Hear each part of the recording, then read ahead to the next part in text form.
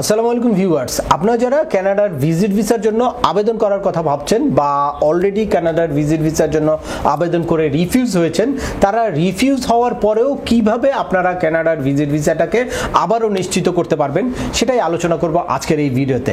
চলুন শুরু করা যাক। তার আগে বলে নিচ্ছি, যারা আমাদের চ্যানেলে নতুন বা আমাদের চ্যানেলটি এখনও সাবস্ক্রাইব করেননি, please hit the subscribe button. আর যারা অলরেডি সাবস্ক্রাইব করেছেন তাদেরকে অসংখ্য ধন্যবাদ।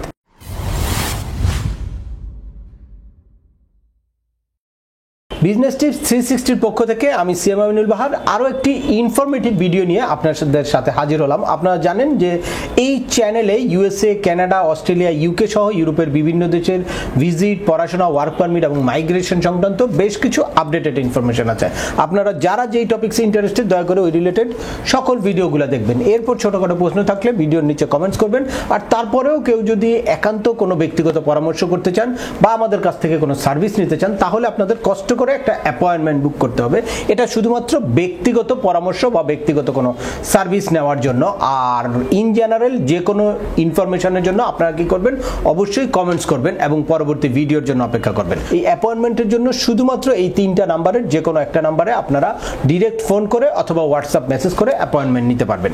ডিরেক্ট ফোন করার জন্য 022266000188 এই টিএনটি নাম্বারটাতে আপনারা কল করতে পারেন। আর হোয়াটসঅ্যাপ নাম্বার দুইটা আছে, 0177985493 একটা, আর অ্যানাদার নাম্বার হচ্ছে 018863665548।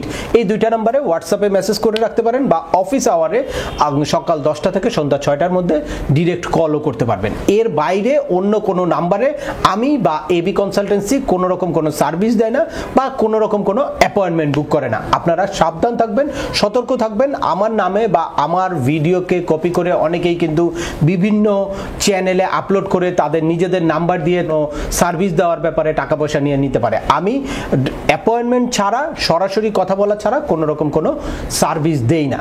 এই ব্যাপারটাতে আপনারা সতর্ক থাকবেন। আপনারা ফোনে কথা বলে কাউকে টাকা পয়সা লেনদেন করবেন না।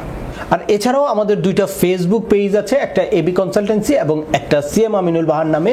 এই দুইটা ফেসবুক পেজ আপনারা ফলো করতে পারেন। অবশ্যই সিএম আমিনুল বাহার ফেসবুক পেজটাতে আপনারা দেখবেন 82,000 প্লাস ফলোয়ার আছে এবং এবি কনসালটেন্সির যে পেজটা সেখানে 1,38,000 প্লাস ফলোয়ার আছে। তো এর বাইরে ছোটোখাটো কোনো অল্প 10 জন, 20 জন, 50 জন, 100 জন এরকম কোনো ফলোয়ার সহ যদি আমাদের লোগো দেওয়া কোনো ফেসবুক পেজ দেখেন বা ওইখানে কোনো ভিডিও দেখেন, তাহলে সেখানে যোগাযোগ করে আপনারা কিন্তু মিসগাইডেড হতে পারেন। আর আমাদের ইমেইলেও মেইল করতে পারেন এবং আমাদের ওয়েবসাইট ভিজিট করে সবসময় আমাদের সাথে যুক্ত থাকতে পারেন। এনিওয়ে, চলে আসি আজকের মূল আলোচনা। এখন যে পরিমাণ আপনারা কানাডার ভিজিট ভিসা পাওয়ার কথা চারদিকে শুনছেন, তার চেয়ে অনেক বেশি পরিমাণ কিন্তু রিফিউজ হচ্ছে প্রতিদিন। হিউজ পরিমাণ অ্যাপ্লিকেশন পড়তেছে প্রতিদিন। যেহেতু মানে গোটা দেশেই একটা রিউমার উঠে গেছে যে এখন কানাডার ভিসা দিচ্ছে প্রচুর, সে কারণে কিন্তু প্রচুর পরিমাণে অ্যাপ্লিকেশন জমা পড়ছে। আগের যে কোনো সময়ের তুলনায় রেকর্ড সংখ্যক অ্যাপ্লিকেশন জমা পড়ছে। তো সেই সাথে যেরকম ভিসা পাচ্ছে অনেকে, সাথে সাথে হিউজ একটা বড় গ্রুপ কিন্তু রিফিউজ হচ্ছে।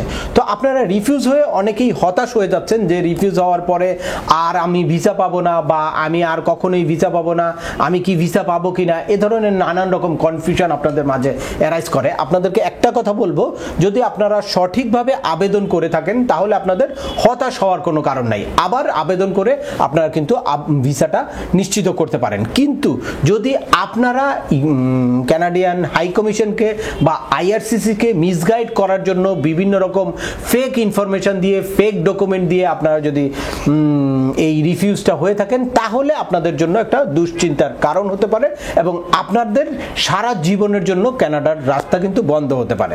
এ কারণে আপনারা যারাই কানাডার ভিসার জন্য আবেদন করবেন, অবশ্যই সঠিকভাবে প্রপার ডকুমেন্টেশন এবং কোন ডকুমেন্টগুলো কিভাবে চেক করে, কোন ডকুমেন্টগুলোর কোয়ালিটি কীরকম থাকতে পারে, এই জিনিসগুলো জেনে বুঝে তারপর আবেদন করবেন বা কোনো রিয়েল এক্সপার্টের সাথে পরামর্শ করে তারপর ভিসার জন্য আবেদন করবেন। এখন ধরে নিলাম যে আপনি আবেদন করে কোনো কারণে রিফিউজ হয়েছেন, তারপরে আপনার আগে জানতে হবে যে কি কারণে আপনি রিফিউজ হয়েছেন। আপনার প্রবলেমটা আগে ফাইন্ড আউট করতে পারলে দেন ওইটা নিয়ে আপনি কাজ করতে পারবেন বা ওইটাকে সলভ করতে পারবেন। তো প্রবলেম ফাইন্ড আউটের জন্য প্রথমে একটা কানাডার গদবাদা একটা রিফিউজাল লেটার দেয়। এই রিফিউজাল লেটারটা দেখলে অনেকটা কিছু জিনিস বুঝতে পারবেন। আর যদি কেউ এক্সপার্ট হয় তাহলে আপনার যেই ডকুমেন্টগুলো আপনি সাবমিট করেছেন ওই ডকুমেন্টগুলো দেখলে, যেমন অনেকেই বিভিন্ন সময় আমার কাছে অ্যাপয়েন্টমেন্ট নিয়ে তারপর ওই ডকুমেন্ট নিয়ে দেখাতে আসে, আমি ওই ডকুমেন্টগুলো দেখলেই অনেকটা বুঝে যাই যে তার মূল প্রবলেমটা কি ছিল। কিন্তু অনেক ক্ষেত্রেই দেখা যায় যে আরও যদি মেক শিওর করতে চাই বা আরও যদি ক্লিয়ার হতে চাই তখন আমরা একটা জিসিএমএস নোটের জন্য অ্যাপ্লাই করতে বলি বা জিসিএমএস নোটের একটা রিকোয়ারমেন্ট কল করি। তো জিসিএমএস নোটে অ্যাকচুয়ালি ভিসা অফিসার কোন ফাইন্ডিংয়ের উপর বা কোন অবজারভেশনের উপরে এই ডিসিশনটা নিয়েছে ওইটা মেনশন করা থাকে একদম ক্লিয়ারলি। তাহলে আমরা স্পেসিফিক ওই অবজারভেশনটা নিয়ে কাজ করতে পারি। লাইক আপনার ট্যাক্স ফাইলে কোনো সমস্যা থাকতে পারে, কান্ট্রি টাইসে কোনো সমস্যা থাকতে পারে, বা রিলেশনশিপ প্রুফে কোনো সমস্যা থাকতে পারে, বা ফাইন্যান্সিয়াল কোনো সলভেন্সিতে প্রবলেম থাকতে পারে। এই জিনিসগুলো ওখানে স্পেসিফিক মেনশন করা থাকে।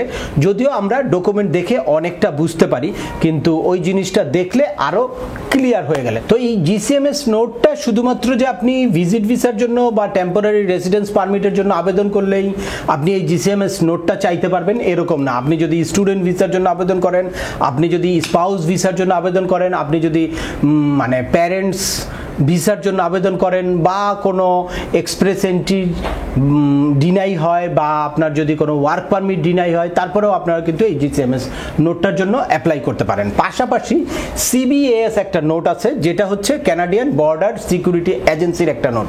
অর্থাৎ বর্ডার সিকিউরিটি এজেন্সিও অনেক সময় কি করে, আপনাকে ওই দেশের জন্য একটা হুমকি মনে করে তারা কিছু একটা অবজারভেশন দিতে পারে। তখন আপনারা সেই নোটটা যদি পান তাহলে আপনার সিকিউরিটি রিলেটেড কোনো প্রবলেম আছে কিনা সেটাও কিন্তু আপনারা জেনে যাবেন। এই সিবিএস এ নোটের জন্যও কিন্তু আপনারা অনলাইনে আবেদন করে তারপর আপনারা কিন্তু সেই নোটটা নিতে পারেন। অনেকের যদি কোনো কনফিউশন থাকে যে আপনারা আগে কানাডায় ঢুকেছিলেন, কানাডায় গিয়ে ইলিগেল হয়েছেন বা বেশি সময় স্টে করেছেন, আগে ভিজিট করা থাকার পরে তারপরে যদি আপনি রিফিউজ হন, তখন আপনাদের স্পেশালি এই সিবিএস এ নোটটার জন্য অ্যাপ্লাই করতে হবে এবং কানাডার বর্ডার সিকিউরিটির কোনো রকম কোনো কমপ্লেন আছে কিনা আপনার এই ব্যাপারটা জানতে হবে।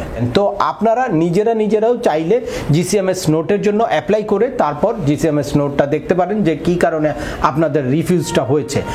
আর এর বাইরে আপনারা যদি ওই জিনিসগুলো সলভ করে প্রপারলি আবার ভিসার জন্য আবেদন করেন তাহলে কিন্তু আপনাদের ভিসা হতে পারে। এরকম না যে একবার ভিসা রিফিউজ হয়েছে এ কারণে আর ভিসা হবে না। আমিও লাস্ট কিছুদিনে বেশ কয়েকটা রিফিউজাল কেস নিয়ে কাজ করেছি এবং আলহামদুলিল্লাহ সাকসেসফুলি ভিসা পেয়েছি। তো সে কারণে বলতে পারি যে যদি প্রপারলি ফাইলটা ফার্নিশড করা হয় এবং আপনার আগের ফাইলের যেই ল্যাকিংস ছিল সেই ল্যাকিংসটা কভার করা যায়, অ্যাট দ্য সেম টাইম প্রোফাইলে কিছু ভেরিয়েশন আনা যায়, কিছু চেঞ্জ আনা যায়, তাহলে আপনারা আবার নতুন করে ভিসার জন্য আবেদন করতে পারেন এবং আবেদন করে সাকসেস হওয়ার আশা করতে পারেন। কিন্তু যদি কোনো চেঞ্জ না করেন বা ওই প্রবলেমটা পার্টিকুলার কোন ফাইন্ডিংসটা কোন অবজারভেশনটা দিয়েছে ভিসা অফিসার সেটা যদি সলভ না করে আবার কেউ একইভাবে আবেদন করতে থাকে তাহলে কিন্তু বারবার আপনার রিফিউজাল আসবে।